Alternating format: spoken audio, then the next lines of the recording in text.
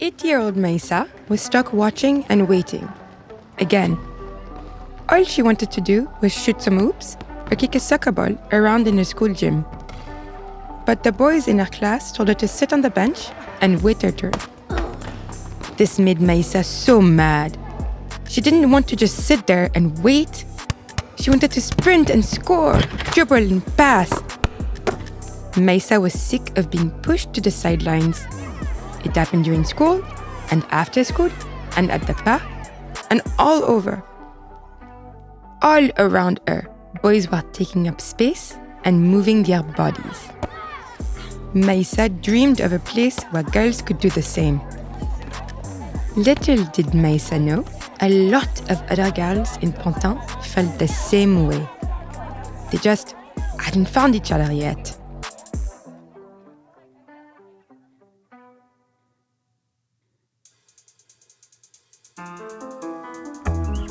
I'm Myrtille Genot, and this is Goodnight Stories for Rebel Girls, a fairy tale podcast about the real-life rebel women who inspire us. On this episode, Mayssa, a proud member of Team Go Girls, who is challenging herself and other girls to take up space and play.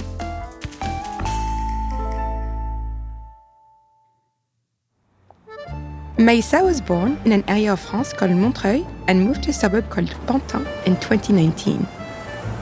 Pantin is a very busy neighborhood outside of Paris, full of dense housing and old warehouses brought back to life.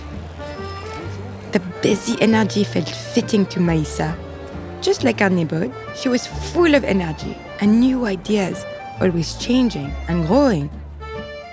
But the crowded streets and parks left little room for Mayssa to move. It felt like every time she tried to go to the gym at school, there were other people already playing there, especially boys, many of whom didn't think girls could play sports. Mayssa wasn't the only girl experiencing these problems. Even though kids are supposed to get at least 60 minutes of exercise per day, 93% of girls in Pantin got less than that. That's almost all of them. In fact, sexism had been a problem in Pantin for a long time. So much so that in 2023, the city symbolically renamed itself Pantin, with an E at the end. The E made it a feminine word and was supposed to draw attention to women's issues. Slowly, but surely, people were starting to pay attention to the needs of Pantin's women and girls. Mayssa's dad was one of these people. He saw how badly Mayssa wanted to move and how much she needed a play space to call her own. So, he signed her up for a program he thought she might like. It was called Team Go Girls, and it had been designed by Nike and the National Sports Agency specifically for the young girls of Pantin. Team Go Girls would give them opportunities to play sports, learn new modes of movement, and connect with each other. When Mayssa's dad told her that he'd sign her up, she didn't know exactly what to expect. But if it meant a chance to play, then she was ready to give it a try.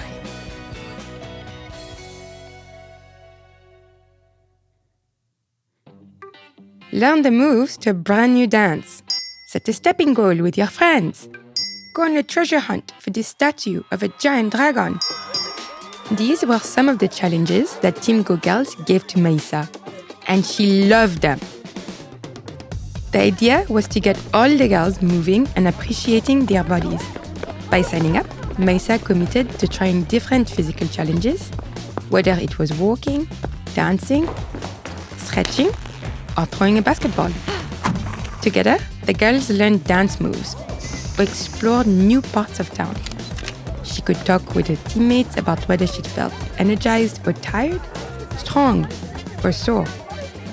She even got a smartwatch from Team Go Girls to help her track her activities. Mayssa started setting new goals for herself and sharing them with her teammates. With her dad too.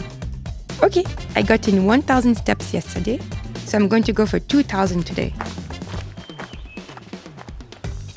strength training, yoga, going for a run.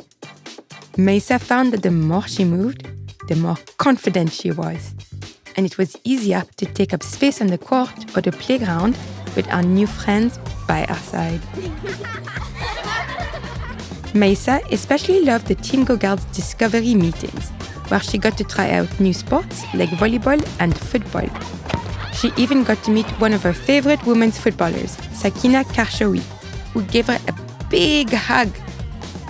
Finally, Mayssa had a play space to call her own.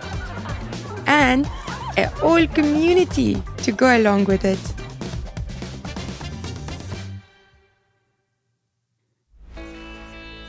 In just 1 year, Team Go Girls changed how Mayssa moved, thought, and felt about herself. She found a sense of courage and self-confidence she'd never known was inside her before. She also made wonderful new friends, met inspiring professional athletes, and got to know mentors who grew up just like her. Mayssa loved it so much, she started telling everyone she met about this incredible program. Team Go Girls helped Mayssa get off that bench on the sidelines and start being part of the action. It's been that way for over 1,200 other young people in the Pantin area too. Connecting and encouraging each other, Team Go Girls is giving girls a chance to be fully active in sports and in life. As for Mayssa, our aim is to continue challenging herself and her teammates every day. She also has plans to become a basketball coach and a detective when she grows up. Whatever the future has in store for her, Mayssa is sure of 3 things.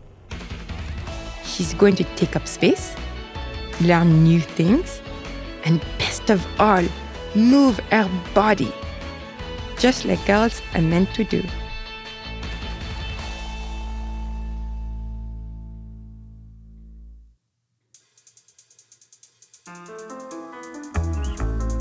This podcast is a production of Rebel Girls. It's based on the book series Goodnight Stories for Rebel Girls. This episode was narrated by me, Myrtille Genot.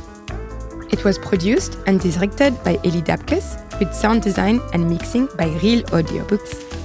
The story was written and edited by Abby Sher, fact-checking by Eliza Kirby. Our executive producers were Joy Smith and Jess Wolfe. Original theme music was composed and performed by Elettra Bargiacchi. A special thanks to the whole Rebel Girls team who made this podcast possible. Until next time, stay rebel!